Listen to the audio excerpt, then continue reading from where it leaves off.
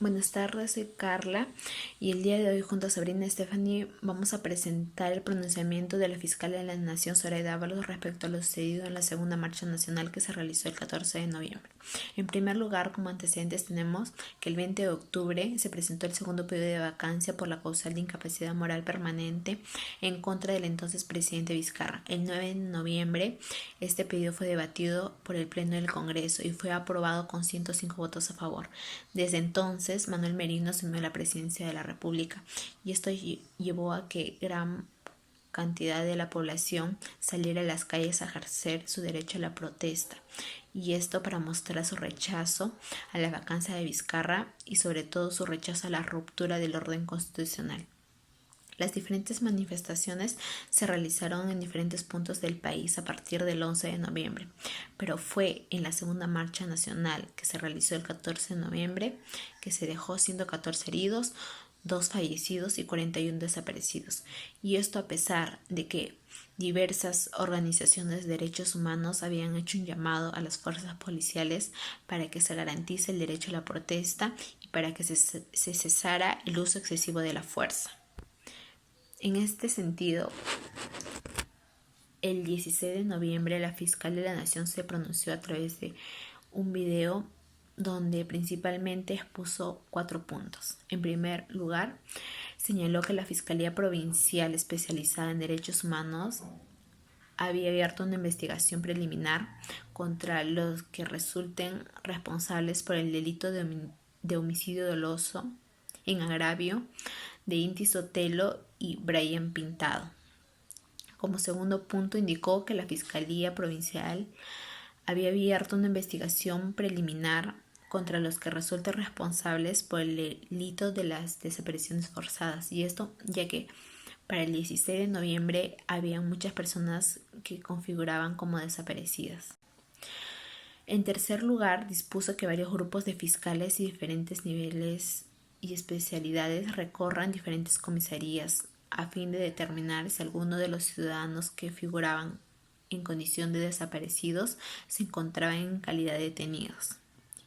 Y en cuarto lugar, manifestó que se había iniciado una investigación preliminar en contra de Manuel Merino de Lama, el presidente para ese entonces, Antero Flores Arauz, el primer ministro, y Gastón Rodríguez Limo, el ministro del Interior, por los presuntos delitos del abuso de autoridad, por homicidio doloso en agravio de Inti Sotelo y Brian Pintado, así como lesiones graves, lesiones leves y desapariciones forzadas.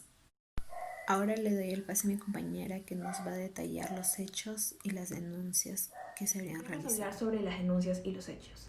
La Defensoría del Pueblo denunció los posibles casos de tortura por parte de nuestra Policía Nacional contra los ciudadanos en protestas por la renuncia del expresidente Manuel Merino. En relación a este tema se mencionó que en variados casos y en torno a los niveles de violencia ejercidos por la PNP se encuentran escenarios de tortura en tanto los policías han afectado la integridad y dignidad de las personas protestantes.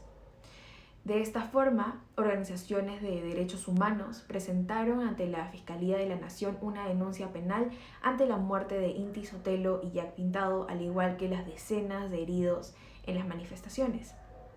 Se presentó entonces una denuncia por graves violaciones a los derechos humanos ante la Fiscal General del Perú, Zoraida Ábalos, y el expresidente peruano Manuel Merino fue denunciado penalmente junto a su primer ministro Antero Flores Arauz y el ministro del Interior Gastón Rodríguez, así como a los jefes de la Policía Nacional por los delitos de homicidio calificado, abuso de autoridad, lesiones graves y leves y desaparición forzada en agravio de personas a determinar. Con todo esto mencionado, las investigaciones apuntan a que el desarrollo de una estrategia operativa destinada a reprimir con extrema violencia a los manifestantes convocados fue lo que trajo como consecuencia a fallecidos y heridos. Por ello, el abogado penalista Carlos Caro señaló que se requiere comprobar la participación de Manuel Merino por acción o por omisión, es decir, por acción ordenando que se use este tipo de fuerzas desproporcionadas, o la otra opción es que ellos, sabiendo que la policía iba a realizar dichos actos, no lo evitaron. Y cito: Así, nuestro ordenamiento penal ampara la figura del llamado autor mediato, posición que Merino, Flores Arauz y Rodríguez tienen en los hechos denunciados. En cuanto a las personas detenidas, remarcamos que las normas le permiten a la policía detener a una persona hasta por 48 horas, pero esto es en delitos flagrantes y no por protestas sociales, aunque esto se está practicando actualmente. Aún así, si una persona no ha sido detenida cometiendo un delito flagrante, debe ser llevada a la comisaría donde se hace un atestado y se le pone a disposición de la fiscalía para que se disponga su inmediata libertad. Esto quiere decir que de ninguna manera se puede retener a una persona por más de la cantidad de tiempo mencionada y no deberían ocurrir desapariciones en marchas. Sin embargo, Luis Fernando Araujo denunció ser secuestrado por el grupo Terna, en donde además de agredirlo físicamente lo tuvieron en condiciones perjudiciales. Ante esto, la Defensoría del Pueblo se pronunció comunicando que se encuentra investigando el caso. De la misma manera, si bien la policía cuenta con un protocolo de actuación policial y uso de la fuerza que todavía está siendo adaptada a los estándares internacionales, señalamos que sí se pueden utilizar armas no letales, aunque cabe mencionar que cuando esas distancias se acortan, esos proyectiles que no son letales pueden llegar a serlo o generar lesiones gravísimas. Y aparentemente el mal manejo de estas armas ha sido lo que finalmente ocasionó las tragedias mencionadas. A esto se suman las Naciones Unidas, al igual que otras organizaciones que sostienen que armas como perdigones no deben ser utilizadas contra grupos o personas o multitudes. Bien, varios organismos internacionales se han pronunciado en contra de los excesos de violencia cometidos por las fuerzas del orden en el Perú durante la semana de protestas pacíficas. Estos organismos internacionales señalaron que se estaban violando estos derechos humanos de los peruanos. De hecho, la ONU manifestó su preocupación por la actuación de las fuerzas del orden en el marco de las protestas ocurridas, pues se hizo un uso arbitrario e indiscriminado de las armas no letales en una marcha pacífica. Esto demuestra que se vulneró el principio de proporcionalidad e infringe los estándares internacionales. Por otro lado, la Comisión Interamericana de Derechos Humanos también condena las violaciones de estos derechos cometidos en el contexto de las protestas. Añade a lo declarado por la ONU que el uso generalizado de las armas menos letales en las protestas deben ser de uso excepcional y no había necesidad en este tipo de protesta. Además, exige la investigación con la debida diligencia y establecer las responsabilidades correspondientes.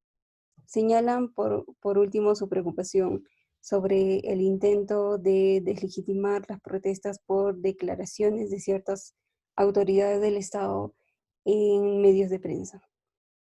Para finalizar, llegó al país una misión de las Naciones Unidas dirigida por Jan Yarab, enviado a Lima tras la violencia policial y califica el panorama de represivo y preocupante.